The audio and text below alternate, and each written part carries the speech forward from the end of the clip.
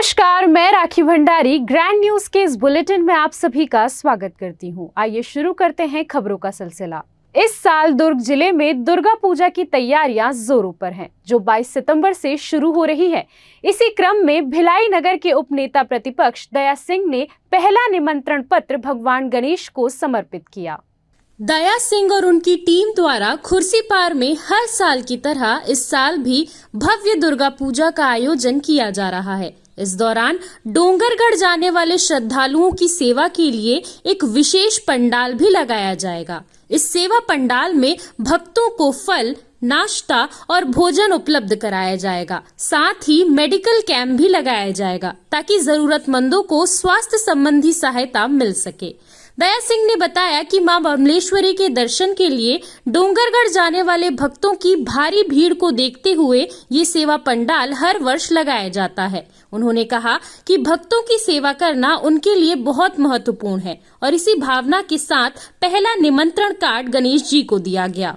देखिए, विगत वर्ष के तरह इस वर्ष भी क्योंकि भक्तों का सैलाब माँ बमलेश्वरी के दर्शन करने के लिए जाता है, पद यात्री होते हैं, माताएं बहनें होती, भक्तगण का जन सैलाब की सेवा हो, क्योंकि भक्ति का भाव हो, इसलिए हम सेवा पंडाल का कहीं न कहीं एक आयोजन करते हैं। तो ये महायज्ञ, तो प्रथम कार्ड विघ्नहर्ता को हमने आज दिया, क्योंकि महायज्ञ की इस आहुति में कहीं न कहीं स्नेह और आशीर्वाद विघ्नहर्ता हर विघ्न को हटाते हैं और हम सब बोलबम समिति, दुर्गा उत्सव समिति के लोग कार्य कर पाते हैं। तो सेवा पंडाल है जिसमें हर तरह के खाने से लेके रुकने से लेके हर तरह की एक बड़ी व्यवस्था है। चाय है, उपमा है, दूध है, हर तरह के एक बड़ा, हर दिन एक अलग व्यंजन के साथ भक्तगणों का स्वागत होता है, सम्मान होता है और वहाँ एक भक्ति के भाव के साथ माँ दुर्गा भी स्थापित होती है। तो आशीर्वाद लेके भक्तगण आगे निकलते हैं। ग्रैंड न्यूज के लिए ब्यूरो रिपोर्ट। भिलाई के सेक्टर 7 रेलवे बस्ती के निवासियों को रेलवे ने थमाया नोटिस। 3 दिन में घर खाली करने को कहा। डरे सहमे लोग पार्षद लक्ष्मीपति राजू के पास पहुंचे। परेशान लोगों ने क्या कहा, आप भी सुनिए इस खबर में। हम लोग भैया जी देखिए, हमारा मांग तो यही है कि जब से रेलवे वाला ने हमको नोटिस दिया है 3 दिन में खाली करने का, तब से लेके हम पूरे रहवासी पूरे परेशान हैं और ना कोई काम पे जा पा रहे हैं, ना कोई बच्चे लोग स्कूल जा पा रहे हैं, सब चिंतित में हैं। क्या चाहते हैं? तो हम यही चाहते हैं कि अपना जो संसद है और हमारा जो मंत्री जी जो है, उनसे हम निवेदन करते हैं कि हम जिस बस्ती में 50-60 साल से यौवनापन करते आए हैं सर, तो उसमें से हमको अचानक हटाया जा रहा है, जबकि उस जगह में हमको सरकारी शौचालय का भी सुविधा दिया गया है। जहाँ कीचड़ था वहाँ कंक्रीट करा दिया गया है ना। तो हमारे जो विधायक जी है देवेंद्र यादव जी और हमारे पार्षद जी है श्री लक्ष्मीपति राजू जी, तो इन लोग के द्वारा हमारा सब चीज सुविधा तो हुआ है, परंतु रेलवे जमीन में है, उनको भी पता है और अचानक नोटिस आ गया। तो हम तो 83 लोगों को करीबन दिया हुआ है, पहले से ही बसा हुआ है। यहाँ का जो ये मंदिर के पीछे जो है ना, वो अभी अभी बसा हुआ है, अभी वो तो बीएसपी जमीन में है, वो बीएसपी जमीन में है। हमारा जो है ना रेलवे जमीन में, तो हमको ही नोटिस मिला है। तो इसीलिए हम परिस्थिति है ऐसा है कि हम प्रशासन से यही चाहते हैं कि हम रेलवे से तो लड़ नहीं सकते, तो हमको रेलवे जगह हम खाली कर देंगे, परंतु हमारा प्रशासन से यही निवेदन है कि हमको कहीं ना कहीं गरीबी आवास में हमको मतलब व्यवस्थापन कर दिया जाए। और जब से हम इतना परेशान हो रहे हैं, तब से हमारा पार्षद जी राजू भैया ही बहुत हमारे हेल्प किए हैं और करते आए हैं। पहले तो हम लोग 17-80 साल से यहाँ रह रहे हैं। हमारी दादाजी लोग भी पहले यहाँ रहते थे, तो वो भी गुजर चले गए। हमारे पापा उपा लोग भी अभी वहीं रहते हैं। हम लोग की शादी वादी सब वहीं पे हुआ है, हम लोग वहीं रहते हैं, ठीक है। तो अभी क्या है, 6 सितंबर को हम लोग को नोटिस मिला गया रेलवे के द्वारा, बोला गया कि आप लोग 2 दिन के 3 दिन के अंदर में खाली करो, नहीं तो आप लोग घर को तोड़ दिया जाएगा। तो ये बारिश के टाइम में हम पब्लिक जाएंगे कहाँ बताइए? बारिश मतलब रोज बारिश गिर रही है। हम रोज कमाने खाने वाले रोज कमाते हैं, तभी खा पाते हैं। तो हम आवास योजना में भी जा नहीं सकते हैं, क्योंकि हमारे पास उतना पैसा नहीं है कि नहीं? हमारे पास पैसा नहीं उतना, तो हम जाएंगे कहाँ? अगर आप अचानक तोड़ देंगे हमारे घर को, तो हम जाएंगे कहाँ बारिश में?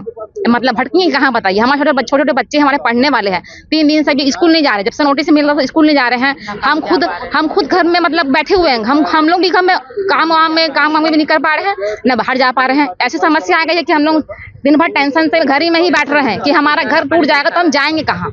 मतलब अगर हमारा रोजी यही है, रोजी रोजगार हमारा ही है, अगर यहाँ से हमको कोई भगा दिया जाएगा तो ना हम कहीं कमाने के लायक रहेंगे, ना घर में रहने के लायक रहेंगे। तो अभी हमको बच्चे लोग भी है, बच्चे लोग भी बीपीएल कार्ड से मतलब यही पढ़ते हैं। बोले गए हैं कि बस मतलब ये 2-3 दिन में खर्चा मतलब घर को खाली करो तो आपके घर को तोड़ देंगे। सुनने में आ रहा है, बोल रहे हैं कि 3 महीने का टाइम दे। 3 महीने का टाइम में भी दे दिए, फिर बाद में हम लोग कहाँ जाएंगे बताइए? हम तो रोज कमाने खाने वाले, हम पैसा कहाँ से लाएंगे? आवास योजना के लिए बताइए पहले, हम कहाँ से लाएंगे? अगर आवास योजना में हम चले भी जाएंगे तो पैसा कहाँ से देंगे हम उनको? देखिए, शनिवार को इनको रेलवे द्वारा पहली बार नोटिस दिया गया बस्ती में। इन लोग करीब 50-60 वर्षों से भिलाई नगर रेलवे स्टेशन में निवास कर रहे हैं। शनिवार को इनको नोटिस दिया गया 6 तारीख को, 6 मतलब ये सितंबर को। उसके बाद बोले आपको सोमवार मंगलवार को खाली करना है।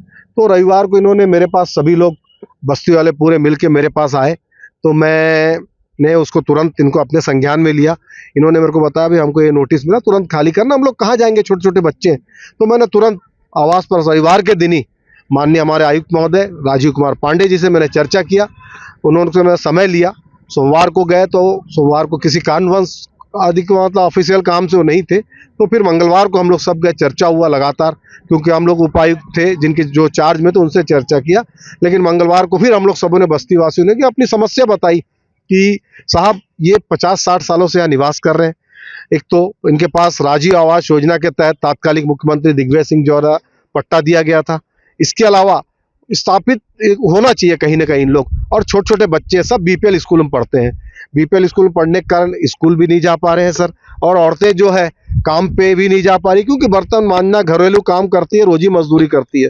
इसका ने घर में भी प्रॉब्लम के कारण घर से निकल नहीं पा रही है। और साथ ही साथ वर्षा इतनी हो रही है, आप देख रहे हैं 1 घंटे का वर्षा होता है तो शहर का शहर डूब जा रहा है। आप लोग स्वयं कहीं ना कहीं आप लोग के माध्यम से हम लोग लोगों को जागरूक कर रहे हैं, आप खुद देख रहे हैं।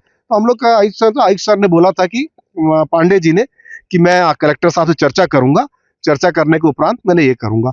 उसके बाद मैं इसकी जानकारी लगातार माननीय विधायक देवेंद्र यादव जी को, महापौर जी से, इन लोग भी अपने स्तर पे अपने संपर्क में लगे हुए थे। लेकिन कल दोबारा फिर मैंने जब बस्ती में मैंने फिर गया, सब हम लोग ने मुलाकात करने, मैं और साकेत भाई सभी गए थे। तो हम लोगों ने जब चर्चा किया तो फिर मैंने कलेक्टर साहब से कमिश्नर साहब राजीव कुमार पांडे जी से मैंने चर्चा किया। तो उन्होंने, मैंने सर निवेदन किए थे, बस्ती वाली परेशानी है, तो उन्होंने कहा मैंने अभी कलेक्टर साहब से चर्चा किया है, बारिश तक तो फिलहाल इसको रोकने के लिए बोले हैं, और इसके अलावा बारिश के बाद इसके बीच में हम कलेक्टर साहब इनकी एक बैठक की चर्चा कराने के उपरांत कोई ना कोई निर्णय लिया जाएगा। लेकिन मेरा प्रशासन, रेलवे प्रशासन, जिला प्रशासन और निगम प्रशासन सभी से एक निवेदन है कि देखिए लोग 50-60 वर्षों से रह रहे छोटे छोटे बच्चे हैं, है ना, और इनकी हैसियत इतनी ही है, इनके इतना नहीं है कि पैसा इनके पास कि 3.5 लाख रुपए दे के मतलब प्रधानमंत्री योजना घरों में जा सके। अगर इतने इनके पास पैसा रहता, इन लोग आज बारिश में और इस वर्षा में, इस धूप में एक चिट्ठी को लेकर मेरे साथ और 10 जगह घूमते नहीं, निवेदन नहीं करते रोकने के लिए।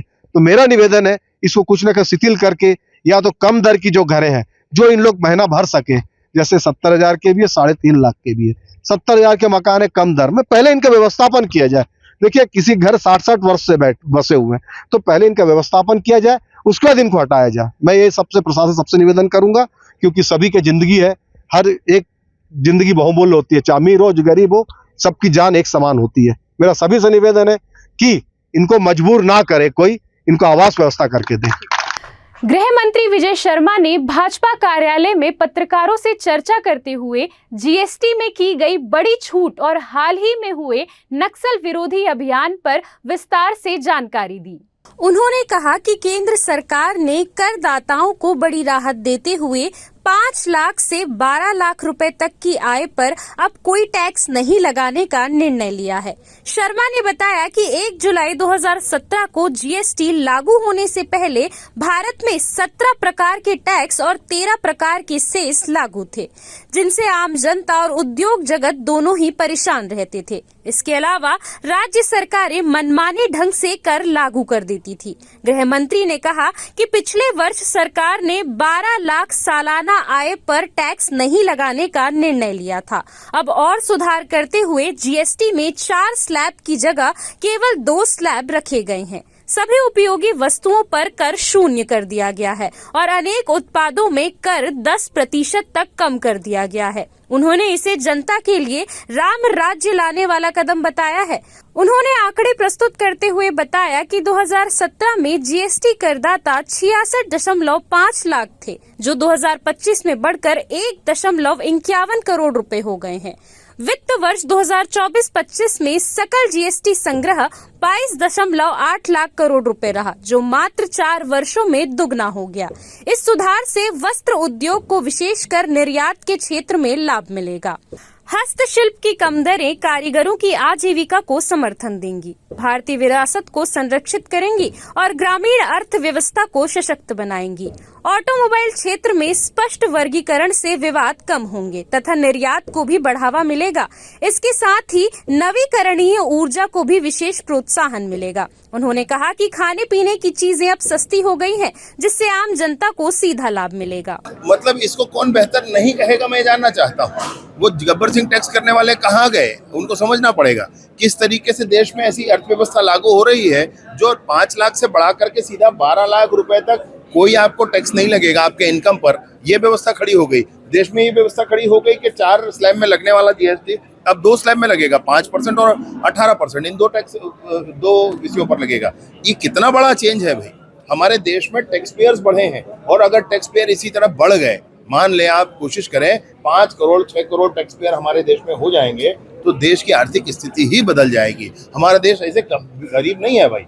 सरकारों के पास पैसे नहीं होते हैं, इसलिए नहीं होते हैं कि सही टैक्सेशन सिस्टम नहीं है। सही लोग टैक्स का अगर भुगतान शुरू कर देंगे पूरे के पूरे लोग, तो हमको ये मिल जाएगा कि आने वाले समय में राज्यों को भी बहुत लाभ इसमें आ जाएगा, केंद्र को भी आ जाएगा, बहुत सारा संसाधन डेवलप हो जाएगा देश का, और लोगों पर लगने वाले टैक्स डायरेक्ट और इनडायरेक्ट दोनों ही कम हो जाएंगे अगर बेस बढ़ जाएगा। टैक्स डेफिनेटली पड़ेगा, सब में पड़ेगा। देखिए, आपने स्वास्थ्य की चीज़ों में जीएसटी लगभग 0 कर दिया गया, 0 कर दिया गया अभी, और खाने पीने की सारी चीज़ों को 5% के स्लैब में रखा गया।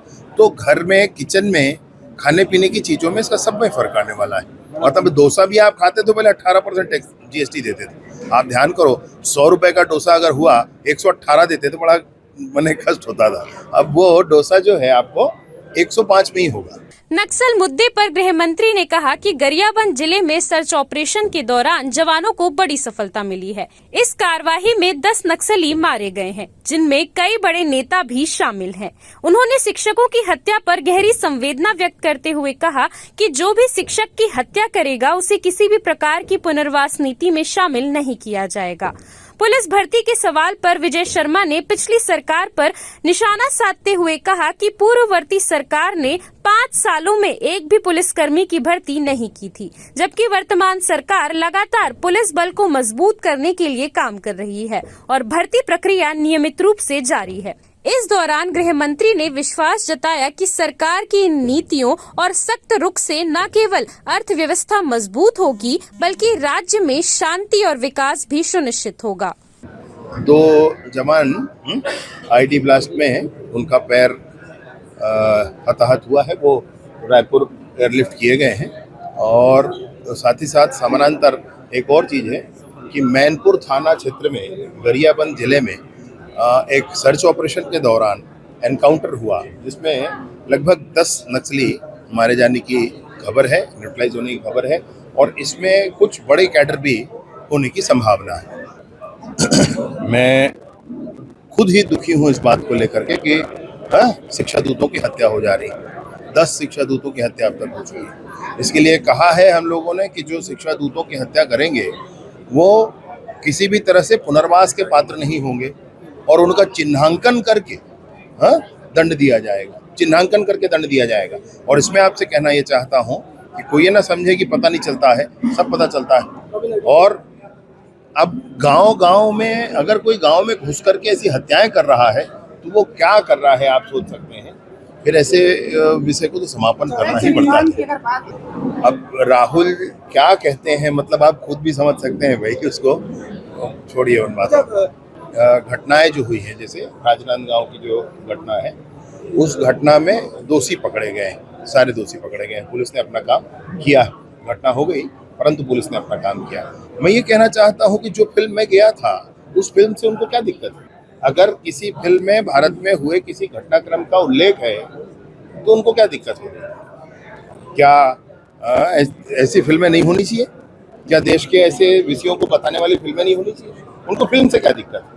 बाकी जिससे ये है कि राजनांदगांव का तो उसमें लोग पकड़े गए। मैंने अगर कहीं ईश्वर न करे प्रदेश देश में कहीं और कुछ होता है तो सारी सरकारें आपस में मिलकर के काम करती हैं। अच्छा उदाहरण है, अपने लोग हैं। छत्तीसगढ़ कोई भारत से अलग थोड़े ना है, या गुजरात भारत से अलग थोड़े ना है। तो अगर ऐसा है तो परस्पर सहयोग की भावना है, इसको इस दृष्टि से देखा जाना चाहिए और बहुत अच्छा है। कोई गुजरात ही नहीं भाई, हम भी सहयोग करते हैं जिसको जब आवश्यकता हो। एक तो रायपुर में पुलिस कमिश्नर प्रणाली शीघ्र लागू करने वाले, और पिछली सरकार में 5 वर्षों में सब इंस्पेक्टर की भर्ती भी नहीं की थी। अपनी ली हुई परीक्षा में भी वो नियुक्तियां न कर पाए थे। 5 वर्षों में कांस्टेबल की भर्तियां नहीं की थी। सारा बल कम हुआ है और उस बल को भरने का काम अभी किया जा रहा है। उनको भर्ती करके 950 सब इंस्पेक्टर्स तैयार किए जा रहे हैं। लगभग 10,000 कांस्टेबल्स, जो होमगार्ड और सीएफ को मिला करके 10,000 कांस्टेबल्स तैयार किए जा रहे हैं। इसके साथ ही साथ अन्य दिशाओं में भी काम करके इसको कर रहे हैं। चाकूबाजी है या इस तरह की जो चीज़ें हैं, इसमें संयम की भी जरूरत है लोगों को। ड्रग्स के बहुत बड़े विषय को पकड़ा गया है। ये 5-6 साल पहले छत्तीसगढ़ में शुरुआत हुई थी इसकी, और ड्रग्स के एक माने बड़े रैकेट को पकड़ा गया है। इसमें जो उपयोग करता है उसके भी सैकड़ों लोगों की सूची है, वह भी सूची बनी है। उनके रिहेबिलिटेशन के लिए भी काम करेंगे। साथ ही साथ ड्रग्स के विषय को लेकर के जिस तरीके से हो रहा था, अब एंड टू एंड इन्वेस्टिगेशन करके उनके प्रॉपर्टी अटैच करके, मतलब कोई ड्रग का काम कर ले, पैसे बना ले और 4 महीना जेल से वापस आ जाए, ऐसे नहीं चलेगा। अब उनके प्रॉपर्टी भी अटैच किए जाएंगे और उसको उस प्रॉपर्टी का जो उस ड्रग के पैसे के उपयोग से बनाया है उसका उपयोग नहीं करने दिया जाएगा। इस प्रक्रिया पर भी काम कर रहे हैं। बड़ी सफलता रायपुर पुलिस को मिली। जिला ही नहीं मैडम जी, इसमें पूरे देश की बात मैं कर रहा हूँ कि पूरे देश में टैक्स पेयर्स बढ़ने चाहिए। टैक्स पेयर्स बढ़ जाएंगे तो टैक्स कम हो जाएगा और संसाधन अधिक उपलब्ध होने से काम अच्छा हो जाएगा। अब आप जो स्पेसिफिक केस कह रही हैं, ये इन्वेस्टिगेशन का मामला है, कोई ले जाकर पुलिस पे देगा तो जरूर काम होगा। ग्रैंड न्यूज के लिए ब्यूरो रिपोर्ट। रेलवे की जमीन पर झुग्गी बना पिछले 40 वर्षों से निवास कर रहे लगभग 300 परिवारों के व्यवस्थापन में रेलवे से मुआवजा राशि लिए जाने वैशाली नगर विधायक रिकेश सेन ने दुर्ग कलेक्टर से चर्चा कर प्रभावित परिवारों को बड़ी राहत दिलाने की पहल की। आज सेक्टर 7 जो रेलवे की जमीन पे 40 सालों से हमारे शहर के गरीब जो बसे हुए थे, आज अचानक सेक्टर 7 रेलवे स्टेशन का विकास होना है। उसके तहत आज रेलवे के द्वारा बस्ती को तोड़ने के लिए बुलडोजर ला दिया गया। ये जैसे ही मेरे संज्ञान में आया, मैंने तत्काल जो है जिला कलेक्टर को फ़ोन किया। मैंने ये निर्देशित किया कि आप कैसे भी करके ये बुलडोजर तभी चले जब हम इसे व्यवस्थापन दें। और अगर प्रधानमंत्री आवास लेते हैं तो आज आम आदमियों को, आम गरीब को 3,75,000 रुपये देना पड़ता है। चूँकि ये 40 साल से वहाँ पे निवासरत थे, इनका हक बनता है कि इनको व्यवस्थापन दिया जाए। व्यवस्थापन में मैंने कलेक्टर को संज्ञान में लाने को कहा है कि 75,000 रुपये में इन्हें मकान मिले, ऐसी कोई व्यवस्था करे। उसके लिए 75,000 रुपये हितग्राही दे और बाकी का जो डिफरेंस अमाउंट है वह डिफरेंस अमाउंट रेलवे दे। क्योंकि ऐसे जगह पे जहाँ पे इतने सालों से लोग बसे हुए हैं और रेलवे को, क्योंकि उनको उस समय में ये प्रमाणित भी होता है, कुछ दस्तावेज नजूल विभाग से मिला हुआ था, तो इससे प्रमाणित भी होता है कि वो वहाँ पे 40 साल से हैं। तो मैंने स्पष्ट रूप से कह दिया है कि बुलडोजर तो तभी चलेगा जब कोई वैकल्पिक व्यवस्था होगी और इसका मुआवजा जो है रेलवे को दे। गरीबों के साथ अन्याय होने नहीं देंगे। ये देश में मोदी जी की सरकार है, प्रदेश में विष्णु देसाई जी की सरकार है। हम गरीबों के साथ मजबूती के साथ खड़े हैं।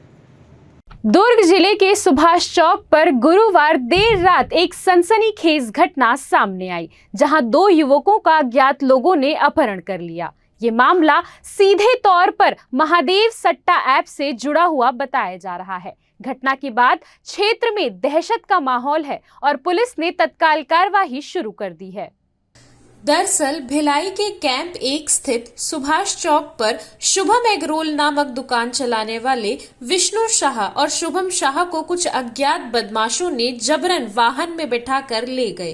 पूरी वारदात सीसीटीवी कैमरे में कैद हो गई, जिसके आधार पर पुलिस जांच कर रही है।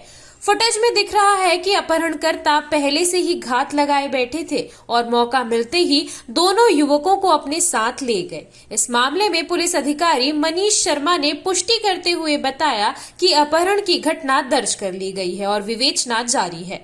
शुरुआती जांच में ये मामला महादेव ऐप सट्टा से जुड़ा हुआ प्रतीत हो रहा है। पुलिस की अलग अलग टीमें गठित कर अपहरणकर्ताओं की तलाश की जा रही है।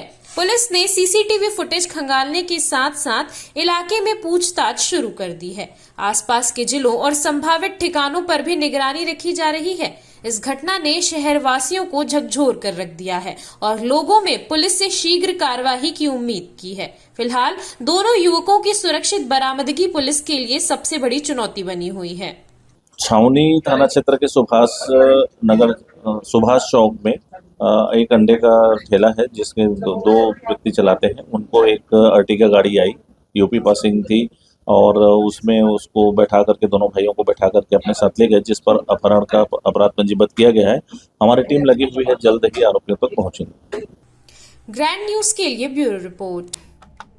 दुर्ग जिले के टाउनशिप भिलाई, जहां जवाहरलाल नेहरू हॉस्पिटल के ठीक सामने चौराहे के लैंप पोस्ट पर लगभग 40 फीट ऊंचाई पर श्री राम जन्मोत्सव समिति ने भगवा ध्वज फहराया। इस अवसर पर बड़ी संख्या में समिति से जुड़े कार्यकर्ता मौजूद रहे। दुर्ग जिले में 400 केवी विद्युत ट्रांसमिशन टावर परियोजना को लेकर किसानों का गुस्सा लगातार बढ़ता जा रहा है। मेडेसरा पावर ग्रिड से धमतरी जिले के कुरुद तक लगाए जा रहे इन टावरों से लगभग 19 गांवों के 1500 से अधिक किसान प्रभावित हुए हैं। किसानों का आरोप है कि शासन के आदेश के बावजूद उन्हें अधूरा मुआवजा मिला है, जिससे उनकी आजीविका पर गंभीर असर पड़ा है। मनीष पांडे ने इस दौरान सभी से अपने अपने घरों में झंडा लगाने की अपील की। जन्मदिन के अवसर पर सुबह से ही कार्यकर्ताओं की भीड़ मनीष पांडे के आवास पर बधाई देने के लिए उमड़ पड़ी। मनीष पांडे के जन्मदिन के अवसर पर आयोजित कार्यक्रम में भारी संख्या में लोग शामिल हुए और मनीष पांडे को बधाई दी। झंडा रैली के आयोजन और मनीष पांडे की अपील से जिले में झंडा लगाने के प्रति लोगों में जागरूकता बढ़ सकती है। इस तरह के आयोजनों से समुदाय में एकता और सौहार्द का संदेश जाता है। मनीष पांडे की पहल को जिले में सकारात्मक प्रतिक्रिया मिल रही है। देखिए, मैं तो हमेशा मान के आता हूँ कि जहाँ जहाँ भगवा ध्वज रहा है वहाँ सर्व समाज को सुरक्षा भी मिली है। ये शौर्य गाथाओं को, अगर हम इतिहास पढ़े तो शौर्य गाथा की सबसे बड़ी अगर कोई विजय पटाखा होती है तो वो भगवा ध्वज होता है। शिवाजी महाराज भी अगर विजयशील हुए तो सबसे पहले भगवा ध्वज उन्होंने लहराया था। तो ये मैं मान के चलता हूँ कि भगवा जहाँ भी रहेगा वो सभी समाज का, सर्व धर्म का एकत्रीकरण भी करेगा और सर्व धर्म संभव की भावनाओं को भी हमेशा जीवित रखेगा। तो उसी भाव के साथ ये भव्य भगवा ध्वज यहाँ फहरा रहा है और हम सब की आस्था यहाँ के हनुमान मंदिर पर है, हनुमान जी पर है। तो हनुमान जी और राम जी अलग नहीं हो सकते, तो राम जी का ध्वज यहाँ पर फहर रहा है। संकल्प हर दिन नया है, हम समाज के लिए कुछ बेहतर कर सके, काम कर सके, कुछ नया अपने शहर को, अपने प्रदेश को दे सके, कोई नई दिशा युवा साथियों को जो अपनी समझ है उसके समझ के अनुसार काम कर सके, यही प्रयास रहता है हमेशा। ग्रैंड न्यूज के लिए ब्यूरो रिपोर्ट। दुर्ग जिले में विगत कुछ दिनों में विभिन्न थाना क्षेत्रों में राहगीरों को निशाना बनाकर उनसे मोबाइल और नकदी को छीनकर धारदार हथियार से चोर फरार हो जा रहे थे। विभिन्न थाना क्षेत्रों में जिसकी प्राथमिकी दर्ज कर विवेचना में लिया गया था।